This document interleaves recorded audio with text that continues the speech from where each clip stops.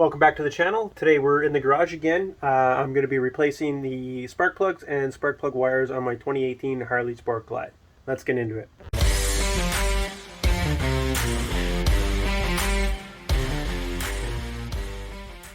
So I actually went ahead and got the Screaming Eagle spark plugs. I know they don't make a big difference, but from what I understand and of all the research that I've done, they do last longer, and they'll stay working better longer, I guess is the best way to do it, because they are made a little bit better than the stock ones. And I mean, I don't think I need to change my plugs just yet. However, I was watching Doc Harley, if anyone watches him, and he says after 10,000 miles you should still be thinking about changing your plugs. I don't know when these plugs have been changed on this bike here. I purchased it with 16,000 kilometers on it, and I'm at 28,000 kilometers now. So I don't know if they were changed before I bought it. I'm guessing not, so they might be original ones. But we'll have a look to see what these ones look like when I take them out of the pack. And since I was changing these, I figured I'd go ahead and get the Screaming Eagle fat 10 millimeter spark plug wires as well. It's more for looks. Again, they don't really do anything. From what I understand, for electronics you might have some issues with, but with the regular ones. But for these ones here, it helps with electronics. Now I don't have any electronics on here, so it really doesn't matter for me. I'm mainly getting them because of the looks. I went with the black ones, but I like how it has the Screaming Eagle orange on it. I didn't want to get the orange ones or the red ones that we have here. I went with the black and with the Screaming Eagle. I think it will look good. And then I am going to keep my original ones here as well, because I did watch another video. I can't remember the guy's name, but some bikes actually have issues with these ones here. So I'm going to keep my original ones just in case I do have an issue with them. I can always swap them back. So we'll go ahead and start opening it up. Now I don't know how I'm going to do this yet. I'm going to probably see if I can do all this without removing the gas tank, but I might remove the gas tank. I don't know. We'll get there when I get there. Oh, for anyone asking, there is a big price difference between these and the OEM. The OEM ones are about $7 per plug, so 14 for 2, as these ones come in a pack of 2. These ones are about $27 for the pack of 2.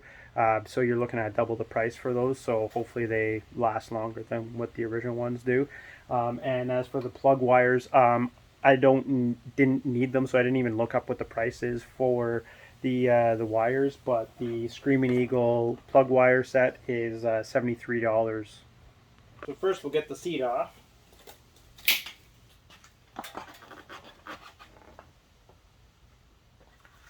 Now I'm going to loosen up the back part of the gas tank. The next part should be actually pulling the main fuse, but because I don't know if I'm going to remove the full tank or not, I'm going to leave it hooked up for the moment in case I have to purge the actual gas line. So right now I'm just going to worry about doing the lifting up the tank for now.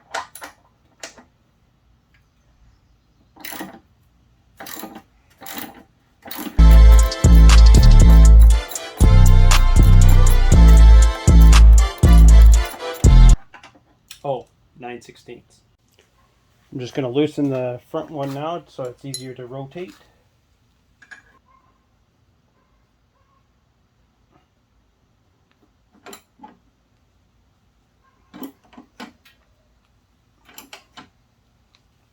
Should be loose enough. So now I'm going to just lift it up and see if I have enough room. And I don't have a small block, so I'm going to use the Dyno Jet box that I have, the Power Vision. Is there anything that this thing can't do? And I'm just going to prop it in there. So for anyone wondering why you'd want to take the tank off, doing just the spark plugs and the wires aren't an issue, it's the spark plugs. And what the spark plugs issue is this one here is underneath the gas tank, so it's hard to get a wrench in there. And it's mainly the front one.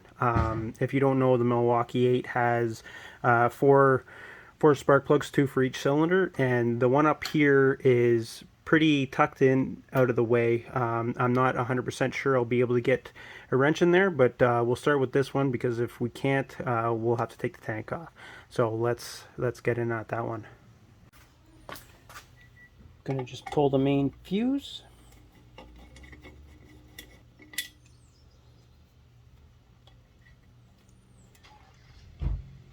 I'm just gonna take off the main fuse.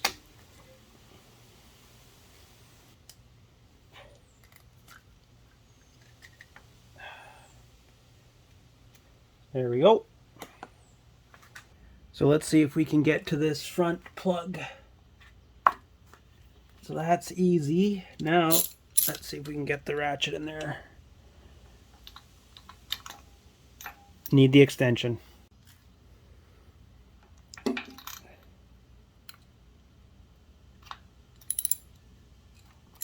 Ooh, success.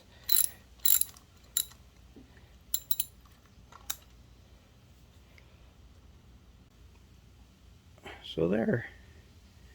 Oh, it actually doesn't look too bad, but I would say they probably are original. Yeah. So we might be able to get this done. I'm still worried about the other side as well, but let's proceed.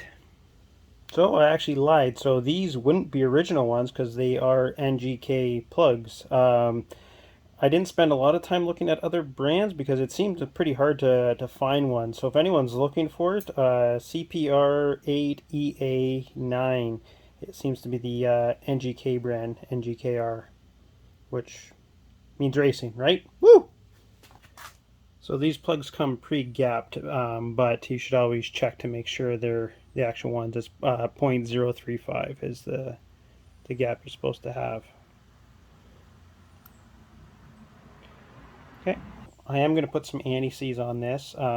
This one's here is good up to 1600 degrees Fahrenheit, so just below what this bike runs at. And then back in.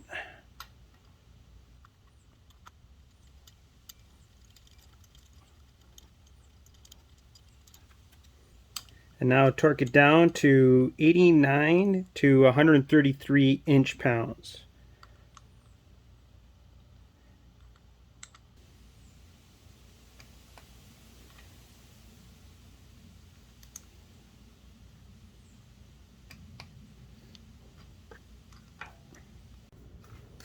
On to the next one.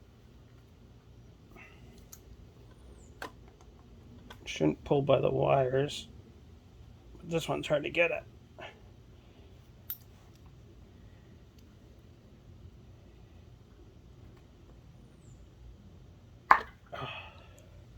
Oh, and make sure you bring this out because if you forget it in there, you'll never get the plug wires back on.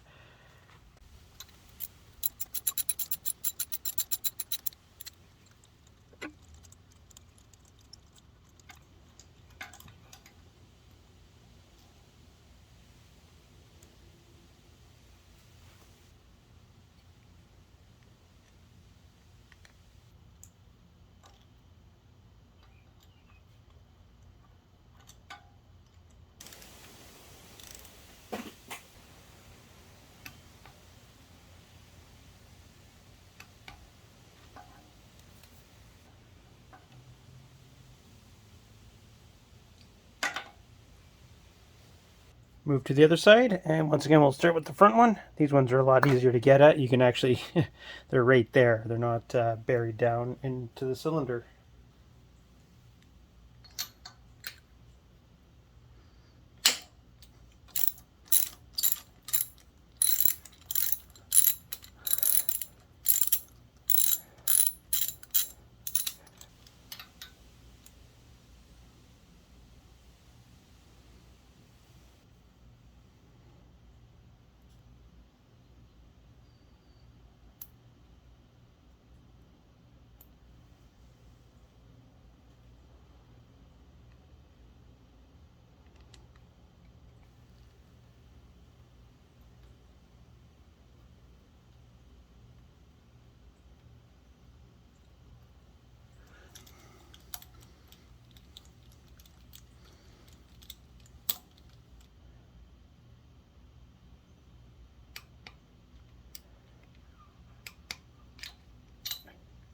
And then the back one.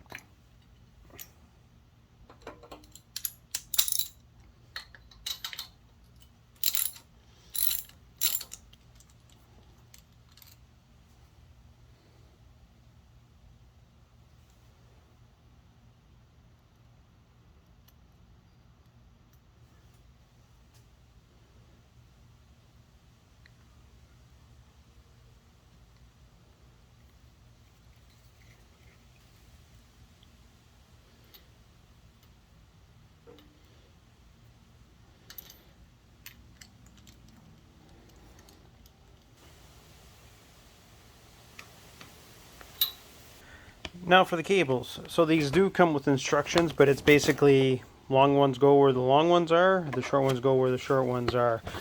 It does come with a couple of cable clips that you can put on as well to clean it up, but let's go ahead and install those.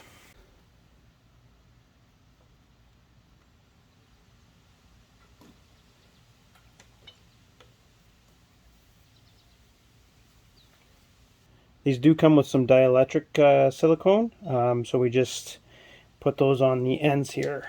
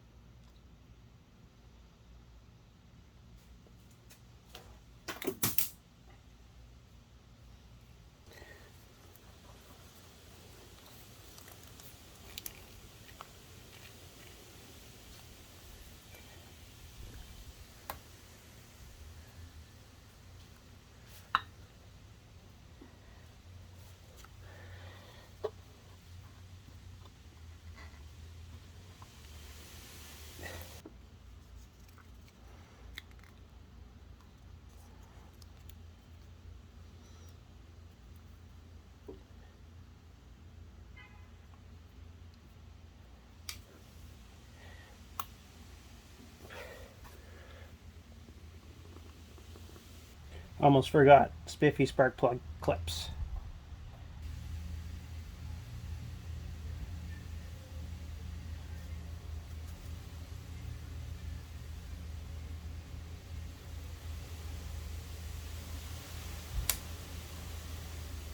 Now we can lower the tank.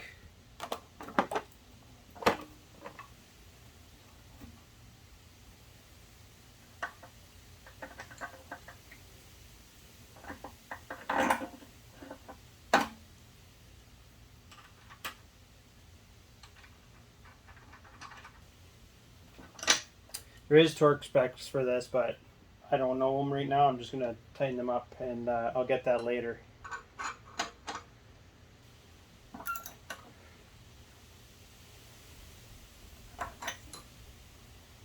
Put the main fuse back in.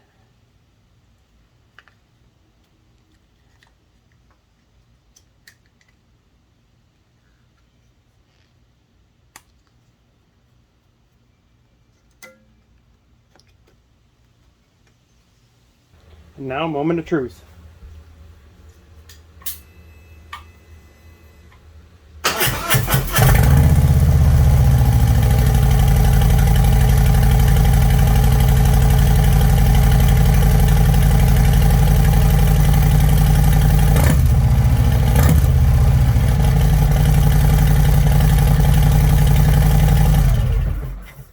There, pretty easy install. If anyone has any questions, leave them down below. I'll do my best to answer.